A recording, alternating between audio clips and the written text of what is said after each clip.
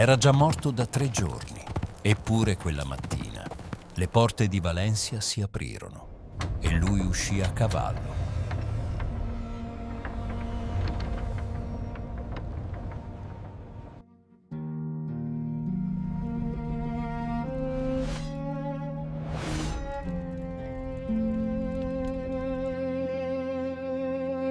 Sentite questo silenzio. Non è il silenzio della pace, non è il silenzio di chi dorme tranquillo dopo una giornata onesta. È il silenzio di chi è stato cancellato, di chi è stato strappato dalla propria terra, dalla propria casa, dai propri figli, con una firma, con un ordine, con la parola di un re. Io mi chiamo Rodrigo Díaz de Vivar e il mio re mi ha appena condannato all'esilio. Sono a cavallo, fuori dalle mura di Burgos. Il vento di novembre taglia la faccia come una lama e il mio respiro forma nuvole nell'aria gelida della mattina. Le mie mani stringono le redini più del necessario, non per paura, ma perché ho bisogno di sentire qualcosa di solido tra le dita, qualcosa di reale, perché tutto il resto, in questo momento, sembra franare. Dietro di me, la città che conosco da sempre. Le stesse strade dove ho imparato a camminare, a combattere, a servire.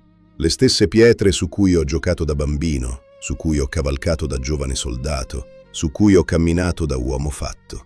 Davanti a me, niente. Solo la strada, la polvere e un orizzonte che non promette nulla. Ho combattuto per questo regno. Ho versato il mio sangue per questo regno. Ho vinto battaglie che nessun altro avrebbe vinto. Ho negoziato paci che nessun altro avrebbe ottenuto. Ho portato gloria e onore a una corona che oggi mi volta le spalle, come si volta le spalle a uno sconosciuto. E sapete qual è la cosa più straziante di tutto questo? Non è la solitudine. Non è la paura di ciò che verrà. Non è nemmeno la rabbia, anche se la rabbia c'è, calda e silenziosa nel petto, come braci sotto la cenere. La cosa più straziante è questa. Lo so nel profondo delle ossa. Lo so con la certezza assoluta di chi ha vissuto con integrità ogni singolo giorno, che non ho fatto nulla di sbagliato. Eppure eccomi qui. Mia moglie Jimena mi ha guardato andare via senza dire una parola, perché le parole non bastano in certi momenti, perché esistono dolori che le parole non riescono a contenere e dirle sarebbe quasi un'offesa alla loro grandezza.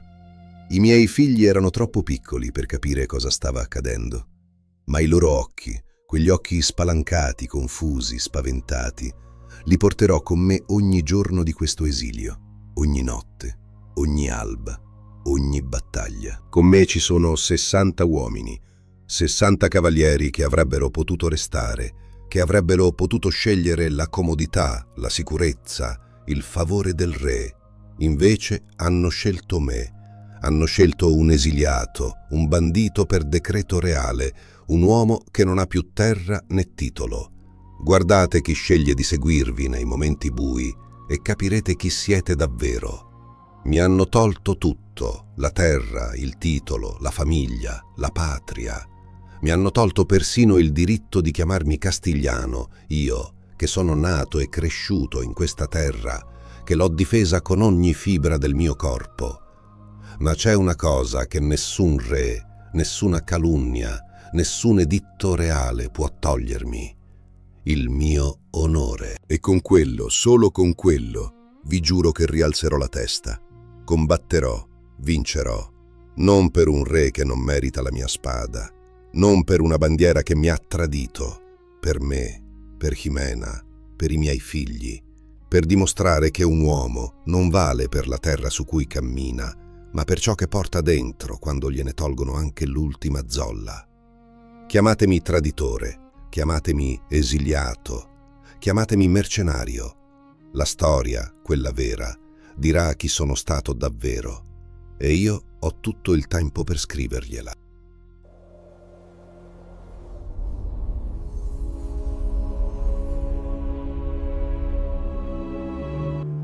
Benvenuti o bentornati a Sussurri dalla Storia.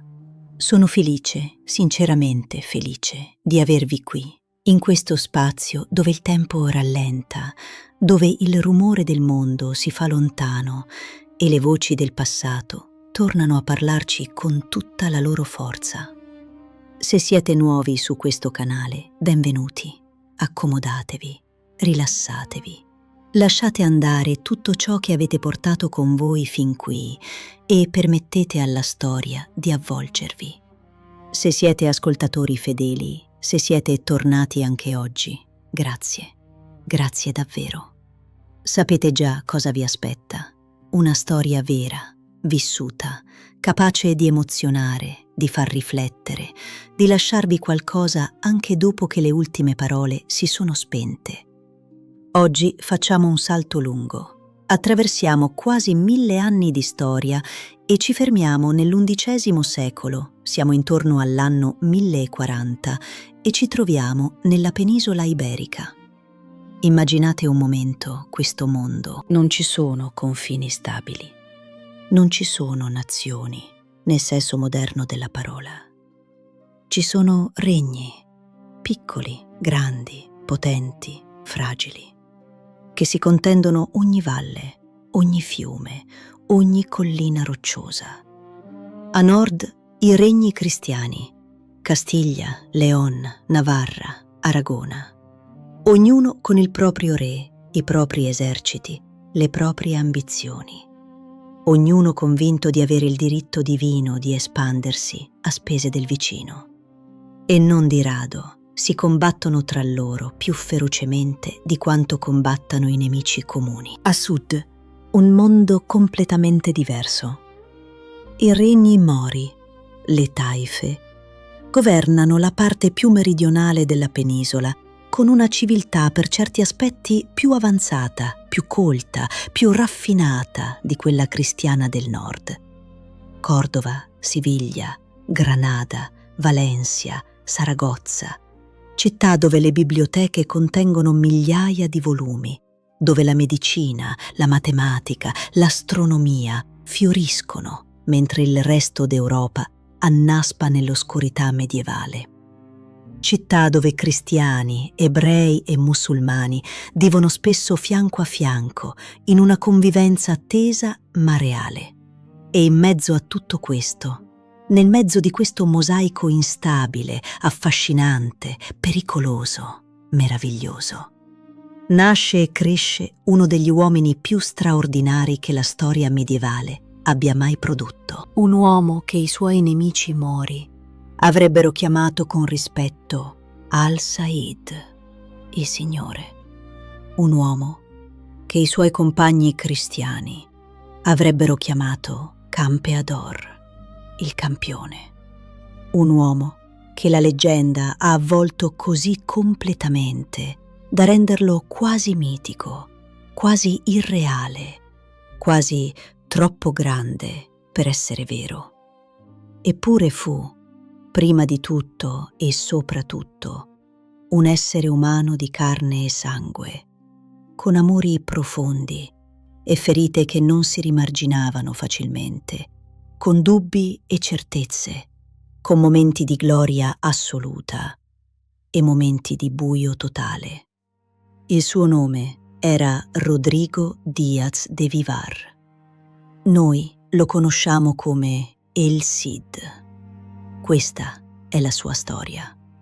Una storia di guerra e di amore, di tradimento e di onore, di esilio e di trionfo.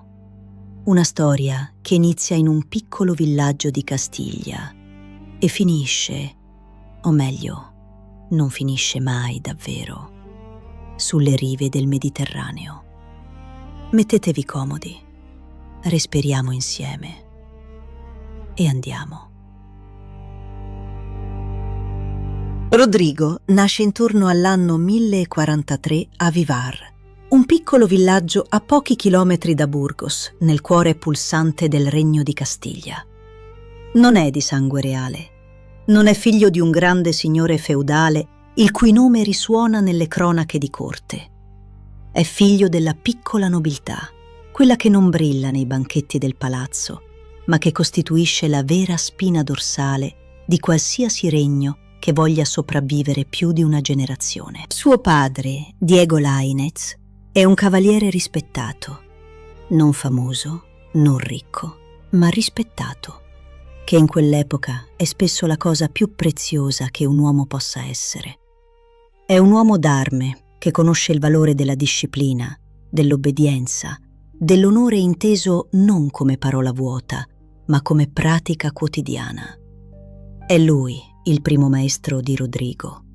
Da lui il giovane impara che la spada non è uno strumento di gloria personale, è uno strumento di servizio, che il coraggio vero non fa rumore, agisce, che un cavaliere vale esattamente quanto la sua parola. Rodrigo cresce in un'epoca in cui un ragazzo impara a cavalcare prima di imparare a leggere, in cui le battaglie non sono eccezioni nella vita, sono la vita stessa. Fin da piccolo respira l'odore del cuoio e del ferro. Fin da bambino ascolta le storie dei cavalieri più anziani intorno al fuoco, storie di battaglie vinte e perse, di onori guadagnati e traditi, di uomini che erano diventati qualcosa di più grande di se stessi e di uomini che si erano perduti nella violenza e nell'avidità. Rodrigo ascolta, osserva e impara. Da giovane entra al servizio del principe Sancho, erede al trono di Castiglia, figlio del re Fernando I. Questo è il momento in cui il talento di Rodrigo smette di essere solo una promessa e diventa realtà evidente. In campo ha qualcosa che non si insegna e non si compra: la capacità di leggere la situazione più velocemente degli altri, di capire dove andrà la battaglia prima che la battaglia stessa lo sappia, di prendere decisioni in frazioni di secondo che si rivelano esatte con una regolarità che lascia i suoi compagni a bocca aperta. È intelligente, instancabile e ha una qualità rarissima nei grandi condottieri. Sa ascoltare i suoi uomini. Sa che un soldato ben trattato combatte meglio di uno maltrattato. Sa che la lealtà si guadagna con l'esempio, non con la paura. Diventa presto il cavaliere di punta del principe Sancho. Lo segue in ogni campagna, lo protegge, lo consiglia anche quando il principe non gli ha chiesto consiglio. E Sancho, abbastanza intelligente da riconoscere il valore quando lo vede, lo ascolta. Ed è in questi anni, in questo periodo di formazione intensa e continua, che Rodrigo guadagna per la prima volta il titolo che lo seguirà per tutta la vita e oltre. Campiador, il campione, letteralmente colui che vince i duelli, colui che scende in campo e risolve con il corpo e con la mente ciò che la politica non riesce a risolvere con le parole. Non è un titolo assegnato con una cerimonia, non è un grado militare formale. È un titolo che nasce organicamente dalla bocca dei soldati, dalla stima dei compagni, dal rispetto, persino, dei nemici sconfitti. È il tipo di titolo che non si può comprare e non si può imporre. O lo guadagni davvero o non lo avrai mai. Rodrigo lo guadagna davvero. Ma la vita di un cavaliere medievale è legata a quella del suo signore come la vite al palo. E i signori non vivono per sempre e non sempre muoiono nel letto. Nel 1072 tutto cambia. Re Fernando I era morto qualche anno prima, dividendo il regno tra i suoi figli, una decisione che, come spesso accade quando si dividono i regni tra eredi ambiziosi, porta più alla guerra civile che alla pace. Sancho, il primogenito, non accetta la divisione. Vuole tutto e inizia a combattere i fratelli uno per uno. Rodrigo è al suo fianco in ogni battaglia.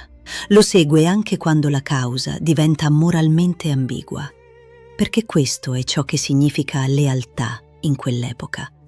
Non lealtà ai principi astratti, ma lealtà alla persona, al tuo signore, al tuo principe. E poi, durante l'assedio di Zamora, Sancho viene assassinato. Le circostanze sono oscure. I mandanti non vengono mai provati. I sospetti si addensano, inevitabilmente, sul fratello sopravvissuto, Alfonso VI, che con la morte di Sancho eredita il trono di Castiglia e León, unificando ciò che suo padre aveva diviso. Rodrigo Díaz de Vivar si trova improvvisamente a servire un re nuovo, un re che non ha scelto, un re che, secondo molti alla corte, potrebbe avere le mani sporche del sangue del suo predecessore. La tensione tra i due è palpabile fin dall'inizio. Si racconta, e la leggenda qui si mescola alla storia in modo inscindibile, che Rodrigo sia stato tra coloro che esigettero da Alfonso un giuramento pubblico, giurare sulla Bibbia di non aver avuto parte nell'assassinio di suo fratello. Alfonso giurò, ma non dimenticò mai l'umiliazione di essere stato messo in dubbio davanti alla corte intera. Eppure Rodrigo serve, perché è questo che ha imparato a fare, perché l'onore non si negozia sulla base della simpatia personale. Alfonso, abbastanza pragmatico da riconoscere che avere El Cid tra i nemici sarebbe stato più pericoloso che averlo tra gli amici, lo integra nella corte. Gli concede persino qualcosa di straordinario: la mano di Jimena Díaz, una nobildonna di alto rango, imparentata con la famiglia reale stessa. Jimena. È impossibile raccontare la storia di El Cid senza fermarsi su questa donna, perché senza di lei la storia non ha la stessa forma, non ha lo stesso significato, non ha la stessa anima. Jimena Díaz è una donna che l'epoca in cui vive vorrebbe silenziosa e decorativa. Invece è determinata, intelligente, capace di una forza interiore che raramente trapela nelle cronache ufficiali, ma che si legge chiaramente negli spazi vuoti della storia. Il loro matrimonio inizia come un'unione politica. Lui ha bisogno di legittimità a corte, lei ha bisogno di un marito potente. Ma diventa qualcosa di molto più grande. Diventa la storia d'amore più solida e commovente di tutta la storia medievale iberica. Per qualche anno sembra che tutto possa funzionare. Rodrigo combatte, vince, porta ricchezza e territorio alla corona. Jimena gestisce la casa, cresce i figli, mantiene le relazioni di corte con una diplomazia silenziosa, ma efficace. Hanno figli insieme, figlie principalmente, che Rodrigo ama con una tenerezza che i cronisti dell'epoca faticano quasi a descrivere, perché non si addice all'immagine del guerriero feroce. Ma le corti medievali sono nidi di vipere, e le vipere, si sa, non dormono mai. La caduta di Rodrigo non arriva su un campo di battaglia, non arriva con una sconfitta militare, non arriva da un nemico che lo supera in astuzia o in forza. Arriva, come spesso accade alle grandi cadute dei grandi uomini, attraverso le parole giuste, sussurrate nelle orecchie giuste, al momento giusto. I nemici di Rodrigo a corte sono molti e sono di quella specie particolarmente pericolosa. Non sono nemici dichiarati, non sono avversari che ti guardano negli occhi e ti dicono che vogliono vederti cadere.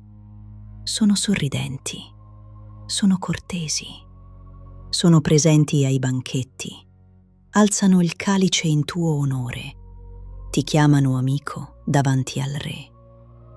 E nel buio dei corridoi lavorano instancabilmente per smontarti pezzo per pezzo. Rodrigo dà loro molti motivi per volerlo fuori dai piedi. È troppo bravo per non dare fastidio a chi è mediocre. È troppo indipendente per non spaventare chi vuole controllare tutto. È troppo amato dai soldati per non far sentire insicuri i nobili che non hanno mai rischiato la vita in prima linea. E ha quella qualità che i cortigiani odiano più di ogni altra cosa. Non ha bisogno della loro approvazione per sapere chi è. La prima vera scusa per colpirlo arriva nel 1079. Rodrigo viene inviato come rappresentante del re a riscuotere i tributi dai regni mori del sud, le cosiddette parias, quei pagamenti che i re mori versavano ai re cristiani in cambio di protezione e non belligeranza. È una missione delicata, diplomatica, che richiede tatto e autorità in egual misura. Durante questa missione qualcosa va storto, o meglio, va in un modo che nessuno si aspettava. Senza attendere autorizzazione esplicita del re, Rodrigo attacca e sconfigge un esercito del Regno di Granada. Il Regno di Granada era alleato di Alfonso. L'attacco non era stato ordinato. Dal punto di vista militare è una vittoria che protegge i confini castigliani da una minaccia reale. Dal punto di vista politico è la manna dal cielo per i nemici di Rodrigo. Lo accusano immediatamente di aver agito per interesse personale, di aver intascato parte dei tributi riscossi, di insubordinazione deliberata, di essere pericoloso, incontrollabile, troppo grande per rimanere all'interno dei confini di un regno. Alfonso, che non ha mai del tutto dimenticato l'umiliazione del giuramento di Zamora, che è circondato da consiglieri che non vedono l'ora di vedere Rodrigo fuori dai piedi, che ha la sua dose di insicurezza tipica dei re che sanno di essere meno straordinari dei propri generali. Alfonso firma. L'editto di esilio è scritto in poche righe, ma contiene tutto il peso di un tradimento enorme. Rodrigo Díaz de Vivar ha 30 giorni per lasciare la terra di Castiglia. Se viene trovato dopo quel termine, sarà considerato un fuorilegge. Chiunque lo ospiti, lo aiuti, gli offra cibo o riparo, sarà punito con la confisca dei beni. 30 giorni. Poi, il nulla. Immaginate cosa significa questo in quell'epoca. Non è perdere un impiego, non è ricevere una punizione che si sconta e poi si supera. È perdere la propria identità legale, sociale, esistenziale. Un cavaliere senza regno è un uomo senza nome. Un esiliato medievale è qualcuno che la società ha deciso di non vedere più, di non riconoscere più, di cancellare dall'esistenza collettiva. E Rodrigo deve lasciare Jimena, deve lasciare i suoi figli, deve dire addio alle sue figlie piccole che ancora non capiscono perché papà stia mettendo tutto in un sacco. Deve lasciare la casa dove ha vissuto, le strade che conosce a memoria, il paesaggio che entra nei suoi sogni da sempre. La scena dell'addio è rimasta nella leggenda, tramandata dai cronisti dell'epoca e amplificata dai poeti che negli anni successivi avrebbero cantato la sua storia.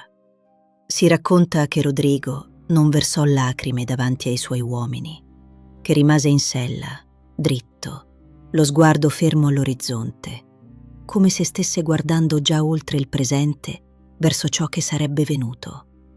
Ma che quando Jimena si avvicinò per l'ultimo saluto, lui scese da cavallo, si inginocchiò davanti a lei, le prese le mani tra le sue, quelle mani grandi e callose di chi ha combattuto per 20 anni, e le tenne strette in silenzio per un lungo momento. Nessuno sa cosa si dissero.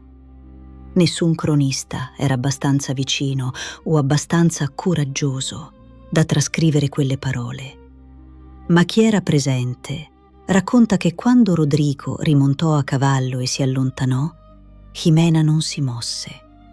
Rimase ferma sulla soglia, dritta, gli occhi asciutti, non per mancanza di dolore, ma per eccesso di forza, come se stesse già promettendo a se stessa che avrebbe tenuto tutto insieme fino al suo ritorno.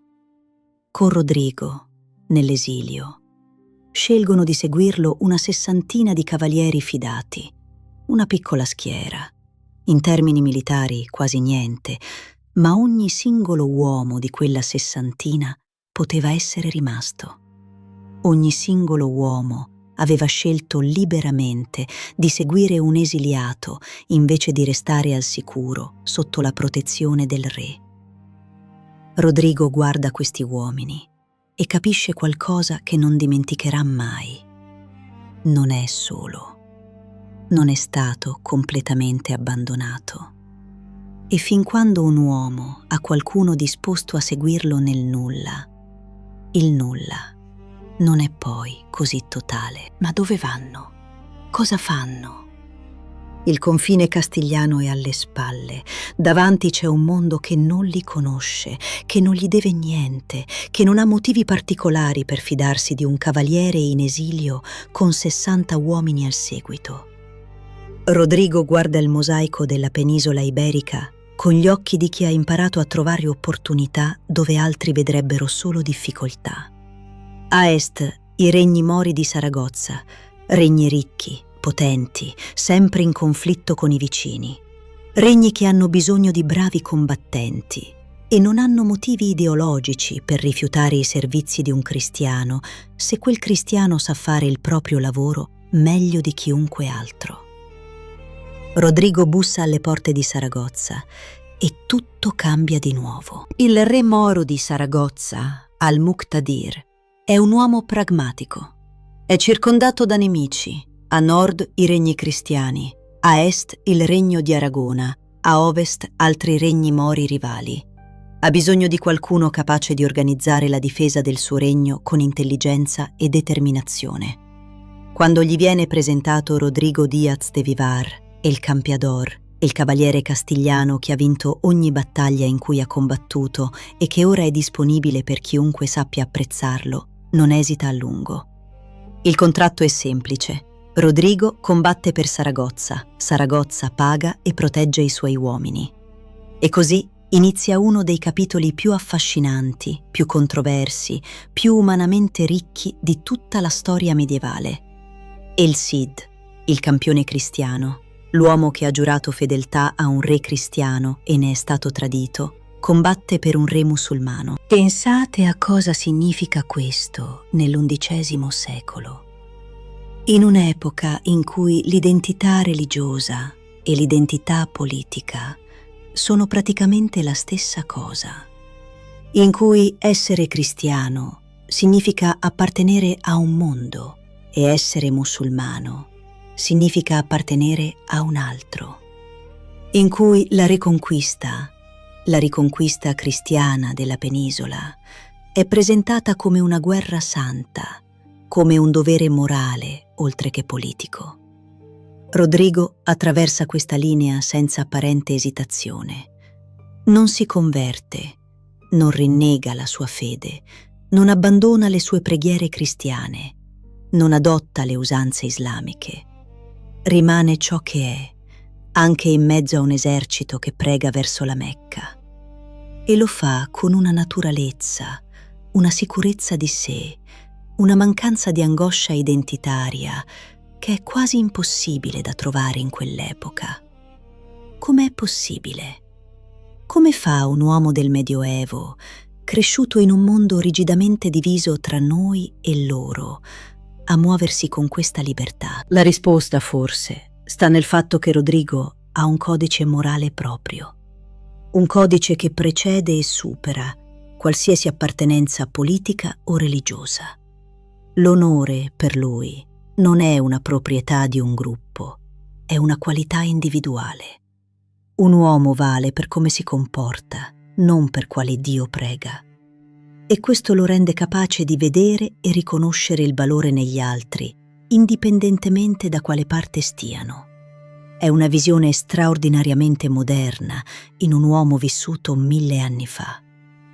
Al servizio di Saragozza, prima con al-Muqtadir, poi con suo figlio al-Mutamin, poi ancora con altri successori, Rodrigo costruisce una serie di vittorie militari che amplificano la sua leggenda in modo esponenziale. Sconfigge i catalani, respinge più volte gli aragonesi, tiene a bada le ambizioni espansionistiche dei regni vicini e lo fa con una strategia che va ben oltre la semplice forza bruta. Usa la psicologia dei comandanti avversari, la conoscenza del terreno, la velocità di spostamento che i suoi nemici non si aspettano, la capacità di colpire dove l'avversario è più vulnerabile, nel momento in cui è più vulnerabile. I suoi nemici imparano presto, a proprie spese, che affrontare il Cid in campo aperto è quasi sempre un errore fatale. Quelli più intelligenti iniziano a evitarlo. Quelli meno intelligenti lo affrontano e ne escono con una lezione dolorosa. Ed è in questi anni, in questo periodo di guerra continua al servizio di una bandiera non sua, che nasce il titolo destinato a sopravvivere a tutto. Al-Said, in arabo il Signore, il padrone, colui che comanda con autorità assoluta. Non è un soprannome di scherno, non è un'ironia amara, è riconoscimento puro, cristallino, diretto. I guerrieri mori che si trovano davanti questo cavaliere cristiano in campo aperto, che vedono come organizza le sue truppe, come legge il terreno, come sceglie il momento giusto per colpire, lo chiamano Al-Said con un rispetto che non riservano a molti dei loro stessi comandanti. Al-Said, il Signore, che nelle bocche castigliane diventa El Cid. E El Cid diventa il nome con cui la storia, tutta la storia, non solo quella cristiana, non solo quella islamica, lo ricorderà per sempre. Nel frattempo, il mondo intorno a lui continua a muoversi. Alfonso VI, senza la spada di Rodrigo, incontra difficoltà che prima non aveva. I successi militari si fanno meno frequenti, i confini meno stabili. E dall'orizzonte sud-occidentale arriva una minaccia nuova, diversa, molto più seria delle solite frizioni tra regni. Gli Almoravidi. Gli Almoravidi sono un movimento politico-religioso berbero nato nel Nord Africa. Rigidi nella fede, formidabili in battaglia, convinti di avere la missione divina di purificare l'Islam della penisola iberica da ciò che considerano decadenza e compromesso. Non sono interessati alle sfumature della convivenza, non sono interessati alle parias e ai trattati commerciali. Vogliono combattere, conquistare, unificare sotto la propria bandiera. Nell'anno 1086 gli Almoravidi attraversano lo stretto di Gibilterra e infliggono ad Alfonso VI una delle sconfitte più pesanti della sua vita nella battaglia di Sagraias. L'esercito castigliano viene quasi annientato. Alfonso capisce che ha bisogno di tutto l'aiuto che può trovare e capisce, forse con qualche riluttanza, dove si trova il migliore aiuto disponibile. Manda a chiamare Rodrigo. Il ritorno di El Cid a servizio del re che lo aveva esiliato è un momento carico di tensione silenziosa. Non ci sono grandi riconciliazioni, non ci sono discorsi emotivi, non ci sono abbracci tra vecchi amici e ritrovati. C'è solo la realtà pragmatica di due uomini che hanno bisogno l'uno dell'altro e che scelgono di mettere da parte ciò che li divide per affrontare ciò che minaccia entrambi. Rodrigo torna, combatte, vince, ma la pace tra i due non dura. Le stesse tensioni, le stesse invidie di corte, le stesse dinamiche avvelenate che avevano portato al primo esilio si riattivano come una ferita che non si è mai davvero chiusa. E Rodrigo si ritrova di nuovo fuori. La seconda volta, però, Rodrigo non aspetta che qualcuno gli dica dove andare, non aspetta un contratto, non aspetta il favore di un re. Ha imparato la lezione più importante della sua vita. L'unica sicurezza vera è quella che costruisci con le tue mani. E ha in mente qualcosa di grandioso. Valencia. Pronunciate questo nome e immaginate cosa rappresentava nell'XI secolo. Una città affacciata sul Mediterraneo, circondata da terre fertili, attraversata da canali di irrigazione che i Mori avevano costruito con una sapienza ingegneristica straordinaria. Una città di commerci e di cultura, di mercati profumati di spezie e biblioteche piene di manoscritti. Ricca, vivace, ambita, difesa. Rodrigo la guarda da lontano e decide che sarà sua. Non è un capriccio, non è arroganza, è la conclusione logica di un ragionamento che solo un uomo con la sua visione strategica poteva fare. Valencia è la chiave del Mediterraneo orientale della penisola. Chi controlla Valencia controlla i commerci, le rotte, le risorse. Chi controlla Valencia ha un regno vero, non solo una spada in affitto. Ma conquistare Valencia non è una cosa che si fa in una stagione. Non è un assedio di qualche settimana. Non è una battaglia campale che si vince o si perde in un giorno. È una campagna lunghissima, paziente, complessa. Quasi un decennio di manovre politiche e militari intrecciate con una maestria che ancora oggi lascia gli storici senza parole. Rodrigo non attacca Valencia frontalmente. Sarebbe inutile. Le mura sono solide, le riserve abbondanti, i difensori motivati. Invece la circonda lentamente, la isola. Taglia le vie di rifornimento una per una. Costruisce alleanze con i signori minori della regione, li convince che stare con lui è più sicuro e più proficuo che stare contro di lui. Alterna la pressione militare alla diplomazia con un equilibrio che rivela non solo un grande condottiero, ma un grande politico. Parallelamente, che ne bada agli almoravidi che avanzano da sud. Respinge i tentativi di Alfonso di controllarlo o di bloccare la sua campagna. Gestisce le gelosie e le ambizioni dei suoi stessi ufficiali. È simultaneamente generale, diplomatico, amministratore, stratega. In certi momenti la situazione sembra impossibile. Le risorse scarseggiano, gli alleati vacillano. Gli almoravidi premono da un lato, Alfonso dall'altro, i signori locali dall'altro ancora. Rodrigo si trova a gestire una pressione che avrebbe spezzato qualsiasi altro uomo, ma non si ferma. Non indietreggia, non perde la visione. Nell'anno 1094, dopo quasi 5 anni di campagna, Valencia apre le sue porte. El Cid entra nella città non come un vincitore ubriaco di sangue, ma come un signore che sa già cosa vuole costruire. Non c'è il massacro sistematico che caratterizza quasi tutte le conquiste di quell'epoca. Non c'è il saccheggio indiscriminato. Rodrigo impone disciplina ai suoi uomini con fermezza assoluta. Chi tocca i civili risponde a lui personalmente. Questa scelta non è solo morale, è anche straordinariamente intelligente. Rodrigo sa che deve governare questa città, non solo conquistarla. Sa che ha bisogno della cooperazione della popolazione locale. Sa che un regno costruito sul terrore non dura, mentre un regno costruito sul rispetto può.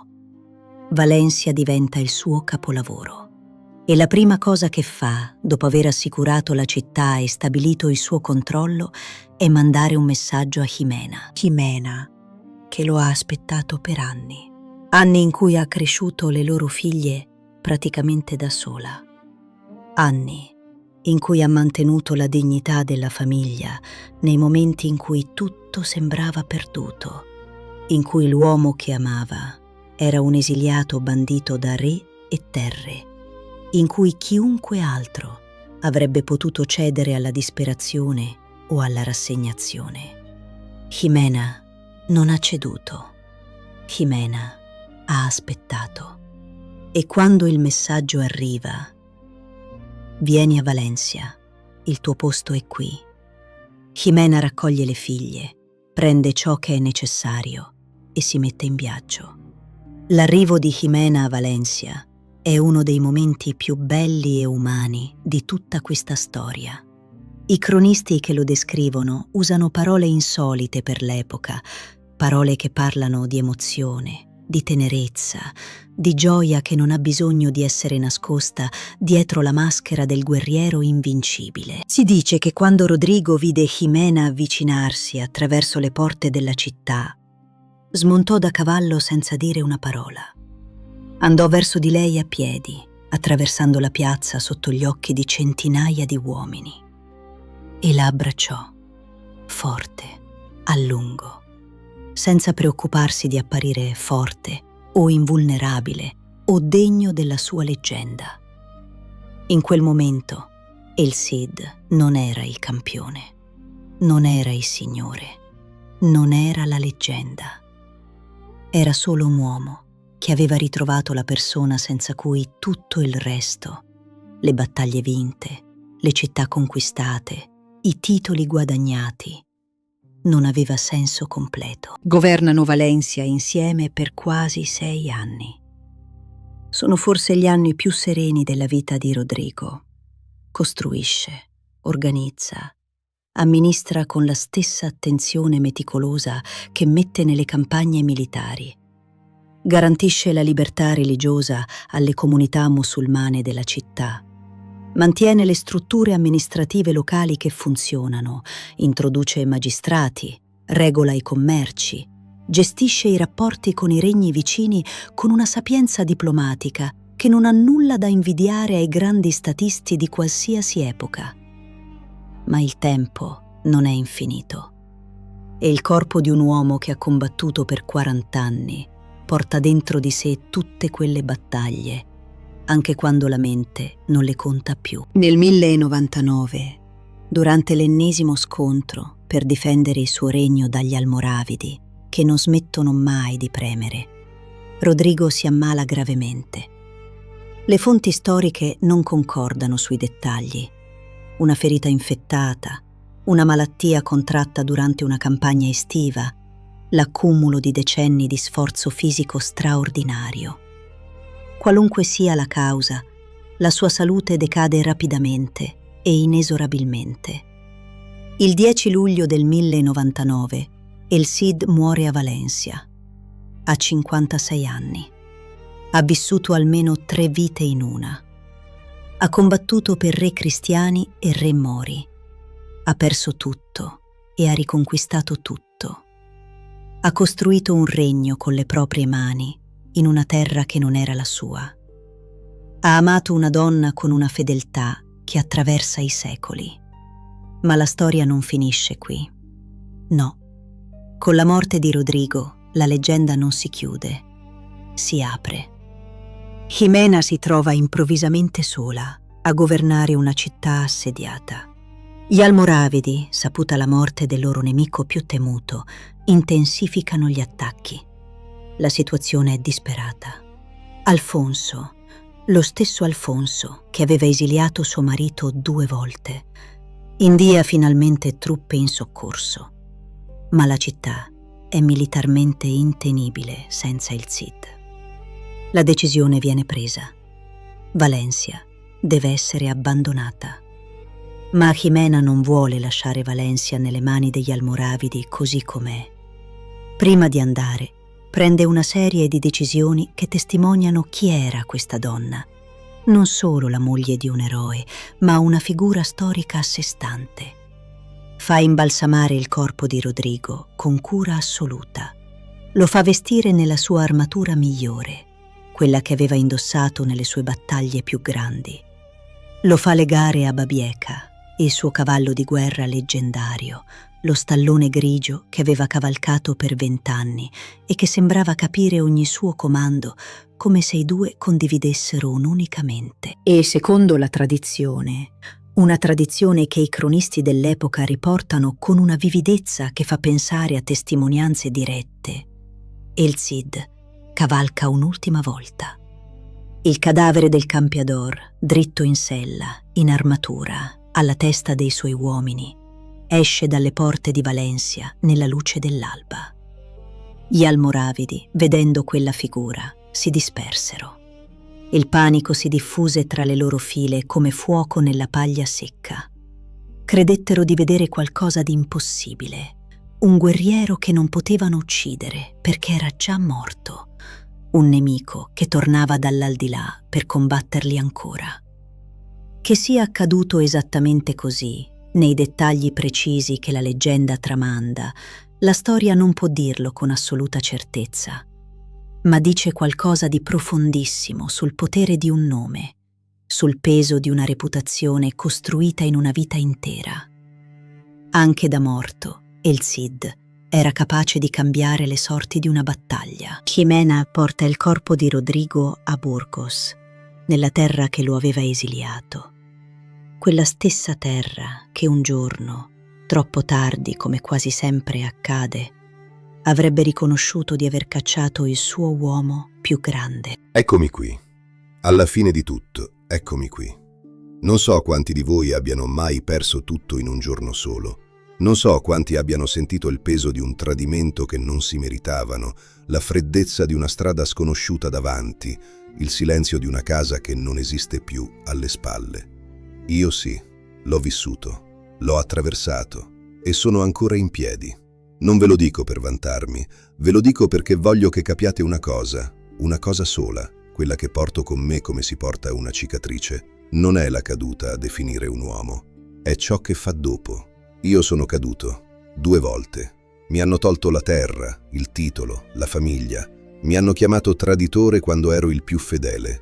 Mi hanno chiamato mercenario quando stavo semplicemente sopravvivendo con onore in un mondo che non mi lasciava altra scelta. Mi hanno guardato dall'alto verso il basso, dal sicuro dei loro palazzi, mentre io dormivo sotto le stelle, con 60 uomini e un nome da difendere. E sapete cosa ho fatto? Ho rialzato la testa, ho stretto le redini, ho cavalcato avanti. Ho combattuto per chi mi rispettava quando chi avrebbe dovuto farlo mi voltava le spalle. Ho imparato che il valore di un uomo non dipende dal re che lo serve, dipende da come si comporta quando nessun re lo guarda. Ho imparato che i nemici possono diventare i tuoi alleati più leali e che i tuoi alleati possono diventare i tuoi nemici più pericolosi. Ho imparato che il mondo è molto più grande e molto più complesso di quanto ci insegnino fin da bambini. Ho combattuto per i Mori, lo so. Molti non me lo hanno perdonato. Molti hanno alzato le sopracciglia, hanno scosso la testa, hanno sussurrato la parola traditore nei corridoi. Ma io dormivo tranquillo ogni notte, perché avevo guardato negli occhi quegli uomini che pregavano un Dio diverso dal mio, che parlavano una lingua diversa dalla mia, e avevo visto esattamente quello che vedo negli occhi di qualsiasi altro uomo: coraggio, paura, amore per i propri figli, desiderio di un domani migliore. Non ho mai tradito me stesso. Questo è l'unico tradimento che non riesco a perdonare, quello verso se stessi. E poi Valencia. Valencia è la mia risposta a tutto, a ogni insulto ricevuto, a ogni notte passata nell'incertezza, a ogni momento in cui qualcuno ha pensato che fossi finito, che fossi spezzato, che l'esilio mi avesse consumato. Valencia è la prova che quando un uomo non si arrende, davvero non si arrende, non a parole ma nei fatti, ogni singolo giorno, il mondo alla fine deve fare i conti con lui. L'ho costruita pezzo per pezzo, con la pazienza, con la strategia, con la diplomazia e con la spada, con la testa e con il cuore. E quando Jimena è entrata tra quelle porte, quando l'ho vista avvicinarsi dopo anni di separazione, in quel momento ho capito che aveva valso tutto, ogni battaglia, ogni ferita, ogni notte di dubbio, tutto. Non sono un santo. Non sono un eroe da leggenda senza macchia. Ho commesso errori, ho preso decisioni che mi hanno pesato, ho visto morire uomini che avrebbero meritato di vivere. Ho attraversato momenti in cui la rabbia era più forte della ragione e ho dovuto lottare contro me stesso tanto quanto contro i miei nemici. Ma ho sempre cercato, sempre, di fare la cosa giusta, non la cosa facile, non la cosa conveniente, la cosa giusta. E questo, alla fine, è tutto ciò che un uomo può fare. Ora sono qui, e voi siete lì, a distanza di quasi 1000 anni, ad ascoltare la mia storia. Questo mi dice qualcosa che non mi sarei mai aspettato da vivo, che le storie vere non muoiono, che l'onore vissuto davvero lascia un'eco che attraversa i secoli, che forse il modo migliore per essere ricordati non è costruire monumenti, è vivere in modo che gli altri, molto tempo dopo, sentano ancora il bisogno di raccontare chi eri. Io sono stato Rodrigo Díaz de Vivar, sono stato El Cid e ho cavalcato fino in fondo. Grazie per aver ascoltato e ora ditemi voi, a me che vi ascolto dall'altra parte del tempo, chi vorreste incontrare nel prossimo viaggio? Ogni nome che scrivete è una storia che aspetta di essere raccontata. Sussurri dalla storia vi aspetta, sempre.